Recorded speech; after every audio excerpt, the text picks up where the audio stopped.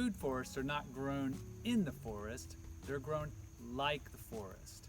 When we observe a healthy ecosystem, a mature forest, we see that it has multiple layers, all living in harmony and symbiotic relationships.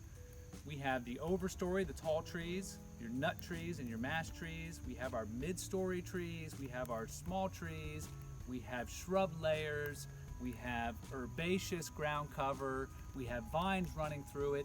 We have a very successful system there that is photosynthesizing and using the most abundant energy source we have, the sun. So how do we observe that pattern and then design with it? That is the essence of creating a food forest. Now, a food forest does not need to be a large area. It can be a 10-foot by 10-foot area in your backyard. So don't feel like you have to have a large expanse to create a food forest. Today, we are going to explore some different levels of food forest in our homestead here in Frederick, Maryland.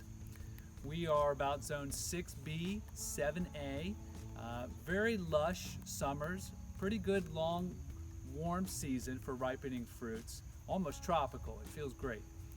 Now, behind me here, we have a beginning of a food forest that is only about coming into its third year, so 2 years of growth. Now, the concept of a food forest in its larger scale can be a little overwhelming. So what I like to do is break it down into a simple idea of a patch. Start with a patch and then we can diversify from there. So a patch can be any shape you would like. It can run along your fence line. It can be a circle. It can be an oval. It can be a square. Let's say it's about 10 foot by 10 foot. And in this patch is going to be your main producer, whether that's a fruit tree or a nut tree or medicinal. The focus of what you really want to harvest from the space will be the center of that patch. So let's say we're going to start with an Asian persimmon, right? A beautiful small tree, very abundant, very productive, very easy to care for, and very aesthetic.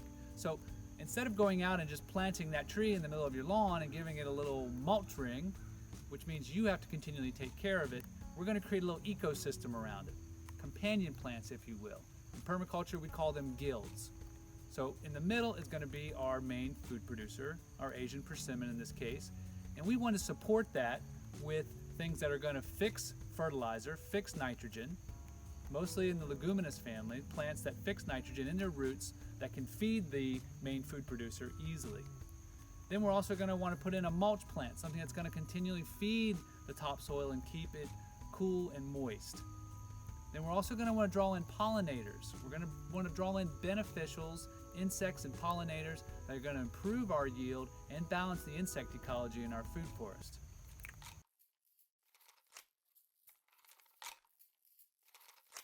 Here I have a young patch. This is entering its third year.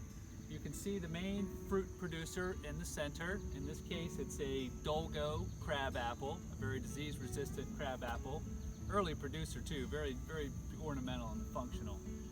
The patch here has got a mixture of companion plants, guilds, that are bringing in fertility, that are bringing in insect ecology balance, that are bringing in mulch, that are balancing and creating an environment for the main food producer.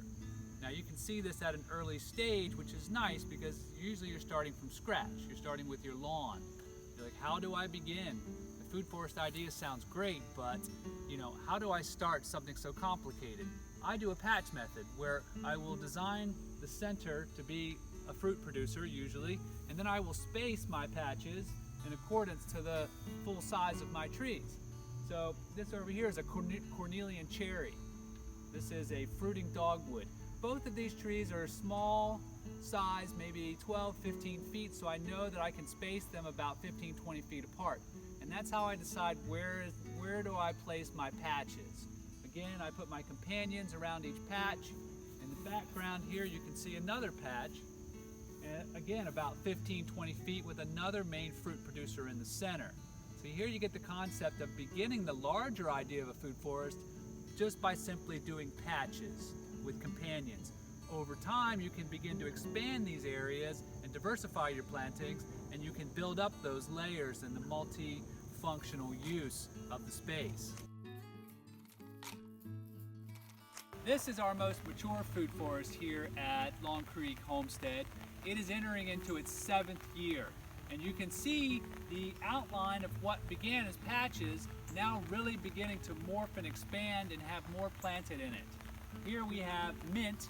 This is one of my favorite ground covers because it helps hold the moisture. It's a great chop and drop mulch, and it's a wonderful pollinator. It's filling lots of niches here. Also have horseradish over there. We've got comfrey, Egyptian walking onion, in close to the planted fruit tree in there. We've got Siberian pea shrub and lead plant for nitrogen fixers. We've got gumi now reaching in on the side there, is another nitrogen fixer. Also taking advantage of that open little bit of sun there.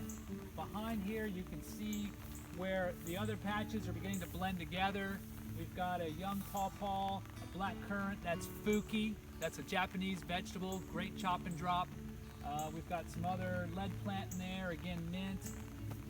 Over here we've got the medlar tree, this really funky medieval fruit tree that you harvest almost in the wintertime. Again, really nice ground cover here, a diversity of species. Back here we've got a jujube tree. This is a flying, not a flying dragon, this is a contorted jujube dragon tree. I love it. Very good fruit and very ornamental. Again, you know, with the companions, it's got wormwood next to it, great medicinal. It's got comfrey, nitrogen fixer. It's got gooseberries on the far side. I mean, there's just so much happening in this little space, and it's almost no care. I almost do no maintenance on this entire food forest now, and probably about year 5 it really has begun to function for itself, where I just come out here basically and harvest and take cuttings and propagate and enjoy being in this space. It's really a wonder. This food forest concept really does work.